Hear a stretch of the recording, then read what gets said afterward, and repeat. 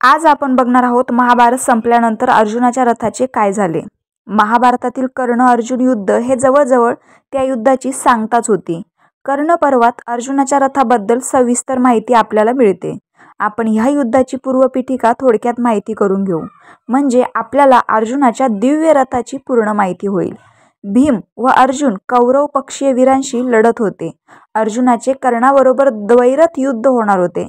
कर्ण सुद्धा अर्जुनाला शोधत रणांगणात फिरत होता।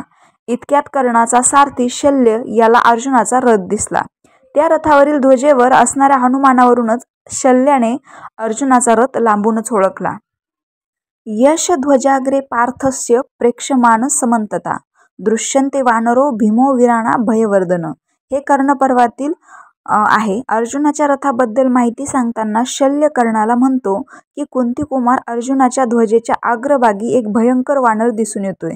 तो शक्तिशाली हनुमान आहे। तो सर्व बाजूंना भेदक नजरेने पाहत आहे, त्यामुळे कौरव वीर अत्यंत भयभीत झाले आहे। नंतर कर्णाच्या आज्ञेने अश्वत्थामा, कृतवर्मा, कृपाचार्य वगैरे वीर अर्जुनाबरोबर युद्ध करण्याच्या उद्देशाने त्यांच्यावर बाणांचा वर्षाव करू लागले। अश्वत्थाम्याने अर्जुन आणि श्रीकृष्णावर बाणांचा वर्षाव केलाच, पण ध्वजावर बसलेल्या हनुमानावर सुद्धा बाणांचा वर्षाव केला, परंतु अर्जुनाने त्याच्या बाणांना बाणांनीच प्रत्युत्तर दिले। अश्वत्थामा, कृपाचार्य वगैरे वीरांचे कडे फोडून अर्जुन कर्णापर्यंत पोहोचला। कर्णाच्या ह्या कृतीमुळे हनुमंत खूपच नाराज झाले होते। कर्णाकडे हनुमान नजर रोखून पाहत होते। काही भयंकर घटित होणार याची कुणकुण श्रीकृष्णाला लागली। तेवढ्यात श्रीकृष्ण मोठ्याने ओरडून हनुमानाला म्हणाले की हनुमाना, माझ्याकडे बघ। जर आणखी काही काळ तू असेच कर्णाकडे पाहत बसलास तर कर्ण तुझ्या दृष्टीरोखानेच मारला जाईल। केवळ तुझ्या दृष्टीचा सामनाही कर्ण करू शकत नाही। या युद्धात मी तुला शांत बसण्यास सांगितले आहे, त्यामुळे हनुमाना शांत झाला। शेवटी घनघोर युद्ध सुरू झाले। दोन्ही बाजूंनी दिव्य अस्त्रांचा भयभीत करणारा वर्षाव सुरू झाला। संपूर्ण आसमंतात वीज कडाडल्याप्रमाणे आवाज येऊ लागला। तुंबळ संघर्षानंतर अर्जुनाने कर्णाचा वध केला। शेवटी भीमाने दुर्योधनाचा गदा युद्धात वध केला। पांडवांचे सर्व शत्रू ठार मारले गेले।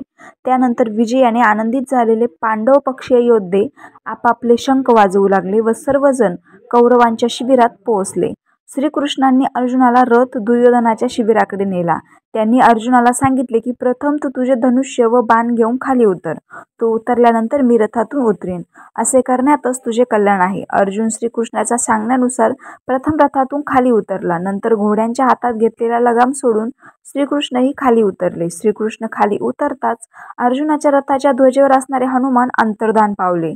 त्यानंतर त्या दिव्य रथाचे प्रयोजन संपले होते, त्यामुळे अर्जुनाचा तो विशाल दिव्य रथ अग्नीमध्ये जळून खाक झाला। युद्धामध्ये मुळातच तो दिव्य रथ अस्त्रशस्त्रांच्या माऱ्यामुळे खिळखिळा झाला होता। श्रीकृष्ण त्या रथावर होते म्हणून तो टिकून राहिला होता। श्रीकृष्ण उतरताच तो जळून भस्म होऊन अग्नी समर्पित झाला। रामकृष्ण हरी।